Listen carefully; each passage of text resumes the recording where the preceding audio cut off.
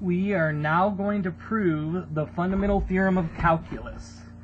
So whenever you prove anything, it's important to know what the givens are and what exactly it is you want to prove. So let's clarify these. So what we're given here is that little f of x is continuous on AB. And we're also told that capital F of x is the antiderivative of little f of x. Okay, so what do I want to prove? I want to prove that the definite integral from a to b of f of x is equal to capital F of b minus capital F of a. So the way we're going to do this is I am going to construct an area function. Okay, here's the idea.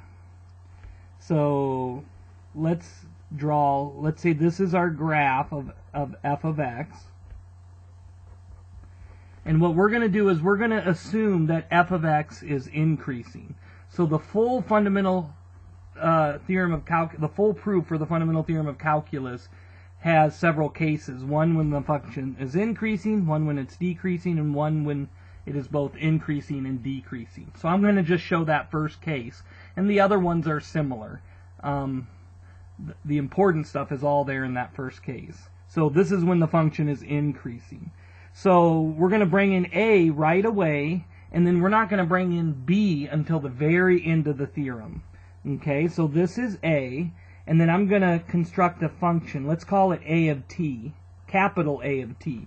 And this is an area function. And the idea is we're going to let t here start at a, and then it's going to move towards the right. And then whenever you stop, then this area function here is going to give you the area between a and t, whatever t you stop at. It'll give you the area underneath the curve. So the way that you could express this area function is as a definite integral. You could say the area with respect to t is equal to the definite integral from a to t f of x d of x. So you calculate this definite integral and you get the area between a and t. So now what I want to do is I want to show that the derivative of this area function is actually going to be equal to little f of x there. Okay? So I'm going to do that by using the definition of the derivative. So we got to go way back to chapter 3 when we defined the derivative as the limit of the difference quotient. So the derivative of this area function is the limit as h goes to 0 of a of t plus h minus a of t all over h. Okay, so now I need to be able to simplify this somehow, and what I'm going to do is I'm going to represent this top portion here, this area. So let's actually see what that area is. Okay, so if this is t, then t plus h goes a little bit further. Let's say this is t plus h. Okay, and so this first a of t plus h would actually be the area here from a to t plus h. So it would be that full area. And from that, we're going to subtract the area between a and t. So we're going to subtract this area. So that top portion is actually equal to the area between t and t plus h. So what we're going to do to simplify this difference quotient is we are going to represent this area under the curve with a rectangle that has the exact same area. So the width of the rectangle, because the rectangle will go from t to t plus h, the width of the rectangle will be h, and then the height of it will be some value of the function. Okay? And so we're going to be able to write that as something that's going to simplify this and actually cancel the h's out. Okay, which we need to do because h is going to go to 0. Okay, so let's suppose here, just consider the area, if I actually used t here to approximate the area underneath the curve, I would get an underestimate, right? I would get this area, this rectangle would be an underestimate. But it's not only an underestimate because this function is increasing. So any t between t and t plus h is going to give you a rectangle that's higher than this one. Okay? So this is not just an underestimate. It is going to be the minimum estimate that you could get. So I'm going to write minimum here. Okay? And this rectangle is actually the minimum estimate that you could get for any t value over this interval. Okay? Well, in the same way, this here, okay, if I use t plus h for the height of my rectangle, I'm going to certainly get an overestimate, but that, again, is not just an overestimate. That's actually going to give you the maximum estimate that you could get for any t value over this interval. Okay? So now, here's where the intermediate value theorem comes into play. Or, I'm sorry, here's where this given condition comes into play. F of x is continuous on AB. You need that because we're going to use the intermediate value theorem to show that there's going to be some t value in here where it's going to give you the exact area. So I don't know where it would be. Maybe something like this. So it's where this rectangle here has the same area underneath the curve. So it's kind of like where this overestimate and this underestimate kind of cancel each other out, okay? And so we can find this using the intermediate value theorem, okay? And so, and we'll call this height the true estimate. This rectangle gives you the true estimate. So it's actually, I wrote the proof out here a little bit because there's a little bit to it here. So the area of the rectangle is f of x times h. And so for this, h is just like a constant here.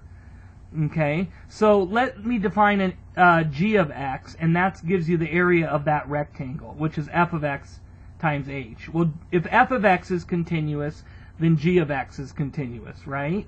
And we know that g of t, so when I plug t in here, we'll plug t in there, and that's going to give me the minimum area, the minimum estimate that I can get over the rectangle. And g of t plus h will be the maximum area, okay, the maximum estimate. And now the true estimate has to be between the minimum and the maximum. And so now, by the intermediate value theorem, there's going to exist a c in the interval down there such that g of c, which is f of c times h, gives you the true area. Okay? And so let's call that c, in this case, let's call it, it's like, let's say right there. Let's call it t bar, t with a little bar over it. Okay? And so we're guaranteed that by the intermediate value theorem that the height of this rectangle is going to give me the true area under the curve. And so what that means here is that a of t plus h minus a of t is actually equal to the height of that particular rectangle, f of t bar times h. Okay, so what I can do is I can rewrite, and let me do it down here. I can rewrite this top portion here. So the limit as h goes to 0, I can rewrite that as f of t bar times h over h, right?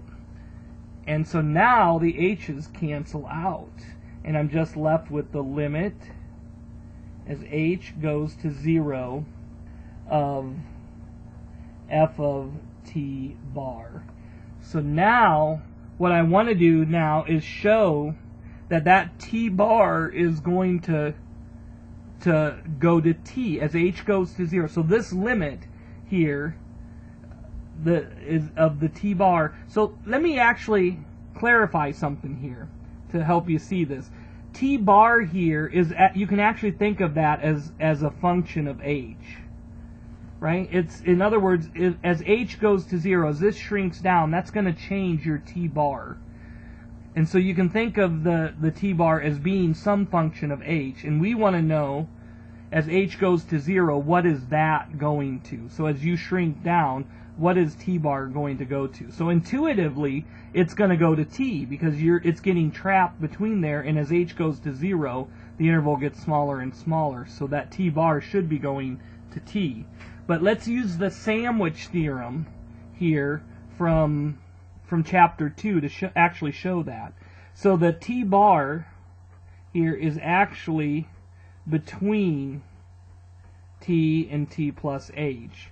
And so the limit as h goes to 0 of t, so t is just a constant here with respect to h. So that's just going to be itself. That'll be t.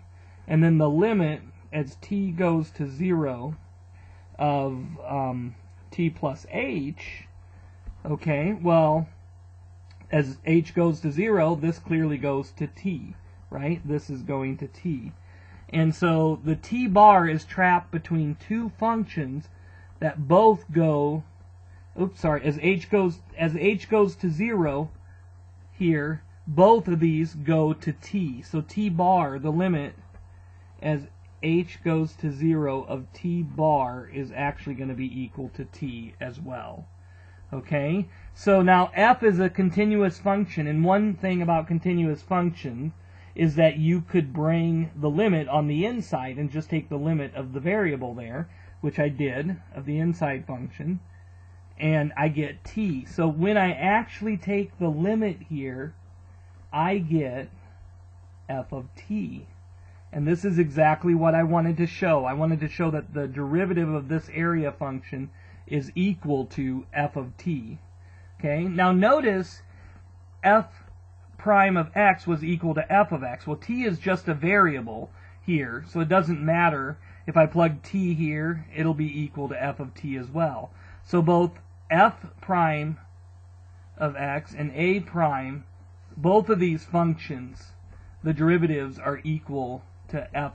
It's confusing because there's an x and a t. But basically what I'm saying here is both a prime of t, that is equal to f prime of t. They're both equal to little f of x here, or little f of t, whichever variable you call it. They're equal to one another. So now we learned a theorem that if the derivative of two functions are equal to one another, then the two functions differ by just a constant, right? So what I have here is that a of t, the actual function now, that's equal to f of t plus c. And now a of t is just equal to this thing. So what I have here is that a to t f of x d of x is just going to be equal to f of t plus c. So now the question is, what is that c? And now I'm going to find c here by plugging a in for t. And when I do that, I get a to a, f of x d of x is equal to f of a plus c. Okay, well this definite integral, when the limits are the same, you don't have any interval here. And so it's defined to, the area here is defined to be 0, the area above a single point. So this integral is just equal to 0. So what I have here is that f of a plus c is just equal to 0. And so what this means is that the c is equal to the opposite of f of a. Okay, so now let's just plug that back in this here.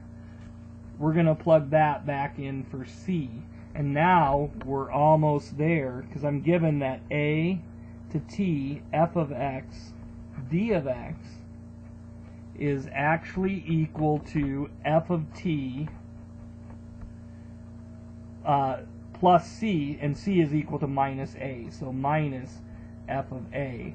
And now I have it, because I can plug anything in here for t, and so let's plug in b. So in other words, let's go out until we reach b here, And when I do that, then I'm going from a to b, f of x, d of x is equal to f of b minus f of a.